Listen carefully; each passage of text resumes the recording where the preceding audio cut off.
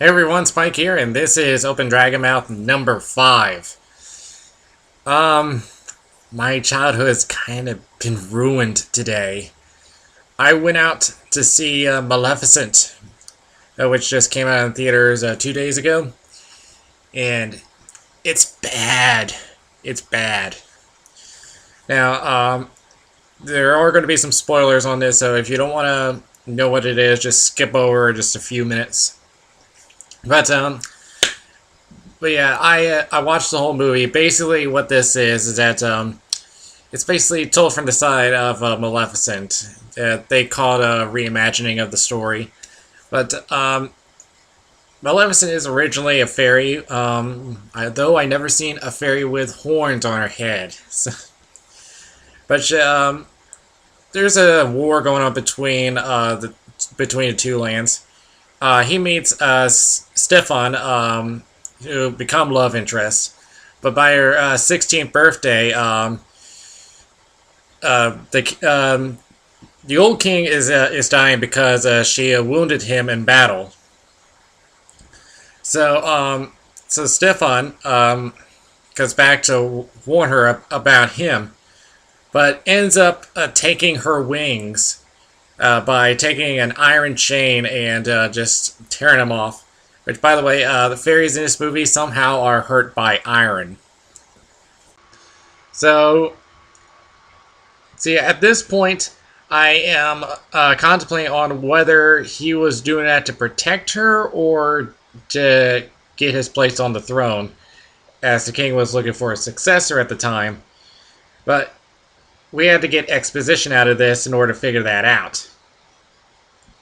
So yeah, Maleficent is looking to get her wings back. So you know the story. Aurora's born, and the three fairies they had in there, or they once referred to them as pixies, but the original movies they're caring even though they had their problems. But here, my God, they are annoying. All they do is fight with each other. That's all they do.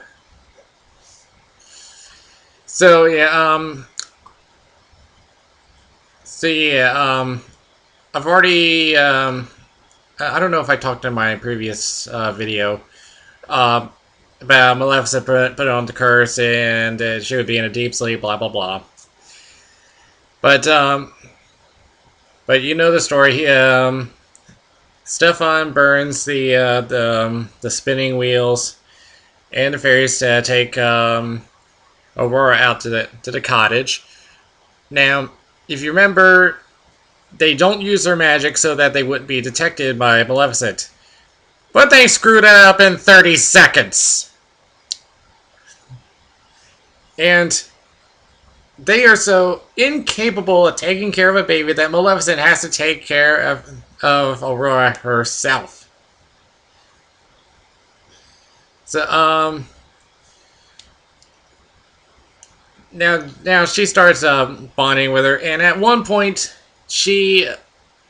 and I swear that she revokes the curse. But somehow the writers somehow forgot that this was placed into the movie, as the plot line continues without even acknowledging that was even there to begin with. So she so after finding out that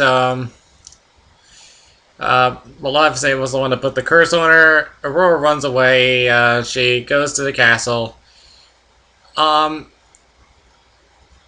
And by the way, throughout the story, Stefan develops paranoia over Maleficent going after him, to the point where he doesn't care for his dying queen. Yes, he turns out to be a big asshole. So Aurora goes to this room where there's a bunch of broken spinning wheels, which they should have been burnt. But one magically reassembles, and she pricks her finger, and yeah, she falls asleep. And by the way, you're wondering where Prince Philip is on this? He's only in this movie for like 5 minutes. And according to this story, his kiss doesn't wake her up. Instead, it's Maleficent. I am not kidding here. So, and you want to know what the biggest fuck you is? When she's battling Stefan, she's not the one that turns into the dragon. Instead, it's her crow Diabol.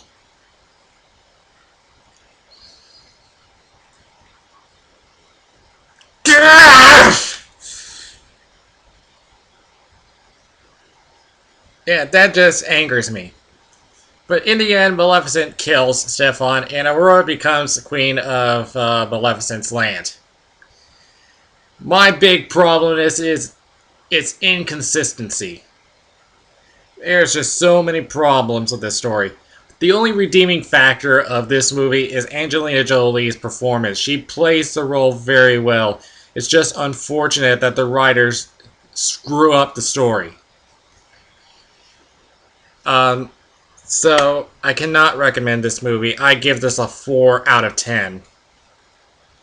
So I'm so disappointed that this didn't turn out the way I liked it to be. So moving on. If you were in Furaffinity the past week, you probably noticed that there's been some problems.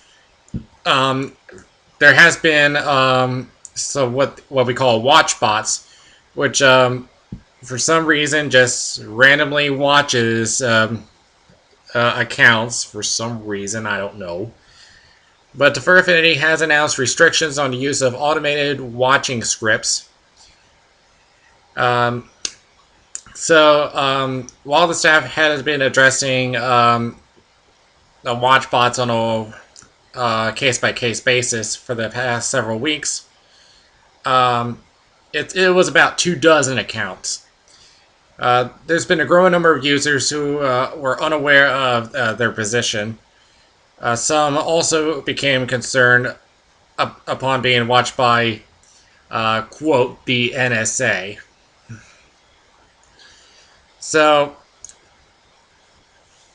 it appears, the trend appears to have been started by Mishka Burr, who claims to have watched over 160,000 users using a script on a Raspberry Pi. That's spelled P-I, not with the E, you know.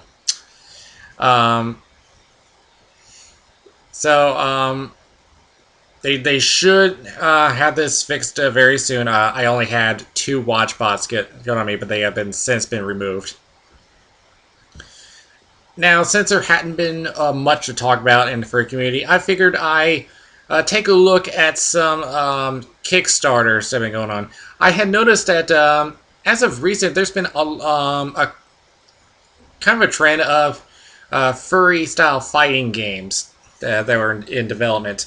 One that's been going on for several months is Kaiju Combat. I first got notice of this when one of my friends actually had his character put into the game.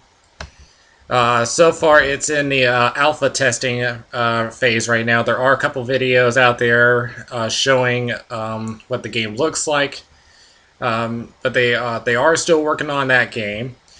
And there's also a Kickstarter for something called Beast Fury, and they're looking for $45,000 as in Australian dollars. They currently have 15,000. But I've looked at some of the artwork. It actually looks pretty good. And there's also quite a bit good animation. I'm trying to see if I could compare this to like Blaze Blue as far as the animation is concerned. Because I know that there are some fans of Blaze Blue out there. But there's also videos on this if you want to check them out. Now, there's one more Kickstarter now. I don't think this is furry related. But the title of it caught my attention. It's called A Dingo Movie. Now, what that is, the storyline says that a plane crashes off the coast of Australia in 1986. There's one survivor, which happens to be a baby, who washes up on shore and is taken in by a pack of dingoes, raised by them until age 5, and then taken in by an Aboriginal tribe and raised in their culture till adulthood. And he was given the name Dingo by the tribe. So it's pretty much what a part of the storyline is. Yep. It's like asking for 1,500 pounds in 30 days. I don't know if that's going to be good, but I. Oh, and I had just noticed that it's a submission for a comedy film festival. Doesn't sound like a comedy movie, but I've only brought it because the name of it caught my attention. All right, upcoming events since we're getting into June. First up, Kimono Square happening on June 7th in Japan. BirdlaCon from the 12th to the 15th being held in Berlin, Germany. Ardent Fervor. Does how you say it? Fervor? Yeah, fervor. Sounds like sounds like I'm eating a ton of marshmallows in my mouth. That's going to be from June 19th to the 22nd, being held in Yarra Valley, Australia. And then we have Cesfur from the 25th to the 29th, and that will be held in the Czech Republic. So there's only 4 events going on in the month of June, and then we'll have the big one coming, Anthrocon. Which, by the way, if you plan to go and you haven't registered yet, I highly recommend you do it now. The pre-reg will be ending on June 15th. I've already registered for mine, so we'll see how things go. And so that is pretty much it. So yeah, this dragon in its mouth is now closing.